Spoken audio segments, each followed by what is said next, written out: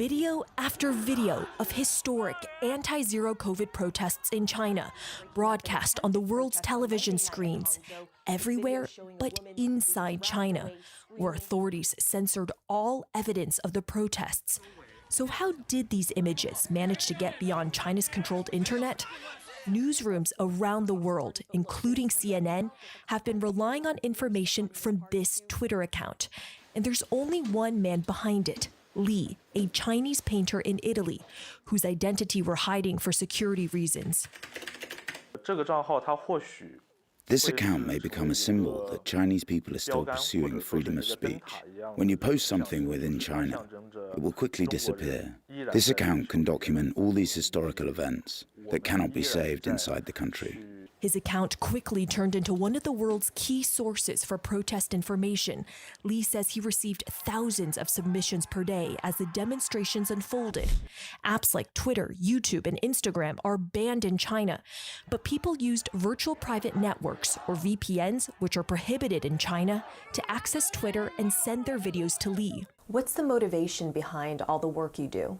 It's to let people inside of China climb out of the Great Firewall to see what's happening at this very moment.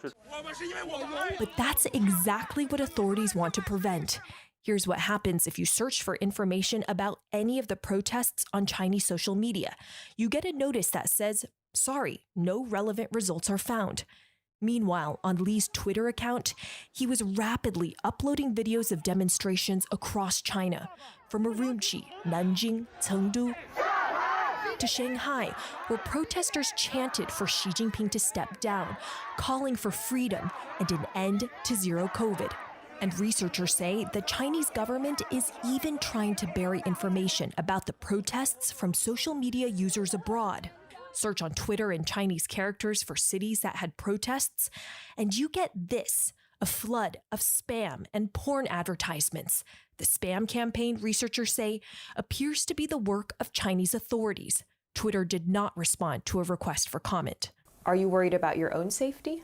Of course I'm very worried. I get a lot of anonymous harassment saying, "I know who you are, where you live, and I will kill you." His parents frequently call him in fear, he says, and the Chinese authorities have been harassing them too, making midnight visits to their home in China. What price do you think you have to pay for the work that you do? This account is more important than my life. I will not shut it down. I've arranged for someone else to take over if something bad happens to me.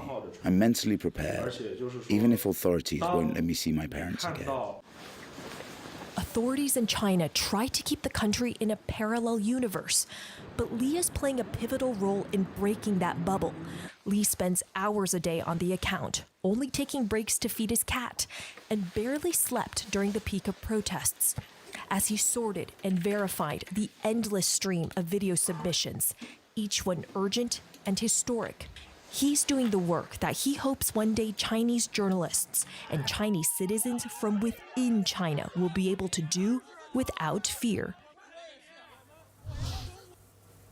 And Aaron, even though those protests in China have been snuffed out by authorities, Li told me that every day he's still going through hundreds of submissions and spending 6 to 7 hours on that account.